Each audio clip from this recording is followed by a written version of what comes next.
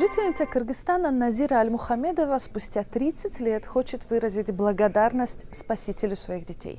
Эта история произошла в августе 1994 года, когда она, учительница из Джиргитальского района, с 6 детьми гостила у родственников в Душанбе.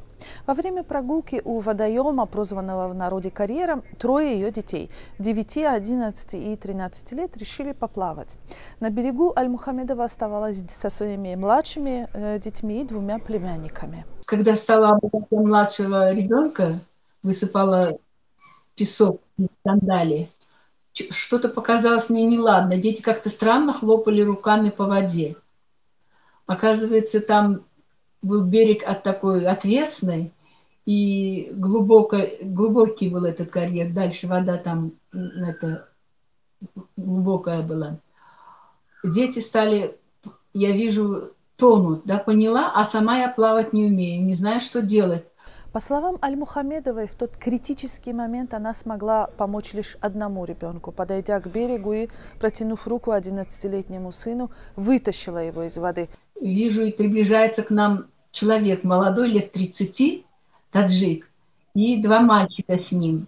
Видимо, племянники или сыновья его, не знаю, лет 10, 12, лет 8, так, 7, наверное, были эти ребята.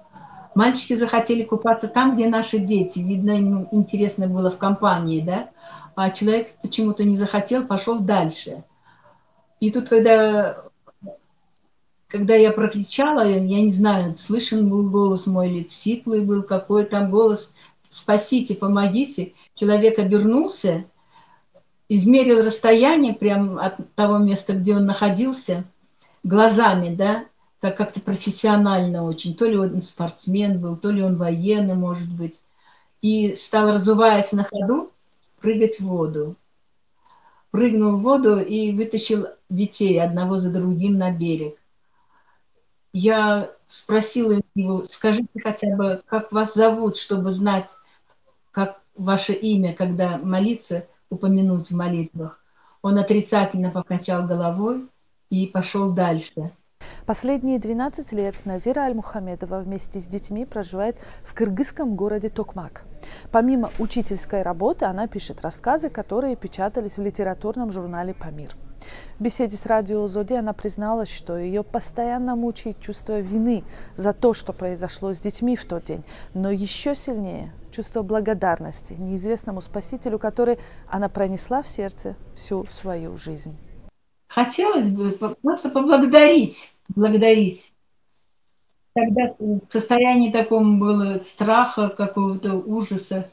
Даже, я не знаю, я, по-моему, сказала спасибо, благодарила, но имени он своего не назвал. Мне бы хотелось, чтобы много людей узнали об этом, да, чтобы другие люди знали, какие герои проживают среди нас, замечательные, какие бывают хорошие люди. Если кто-то из зрителей узнает себя в той истории, просим написать на страницу радио Зоди в Фейсбуке.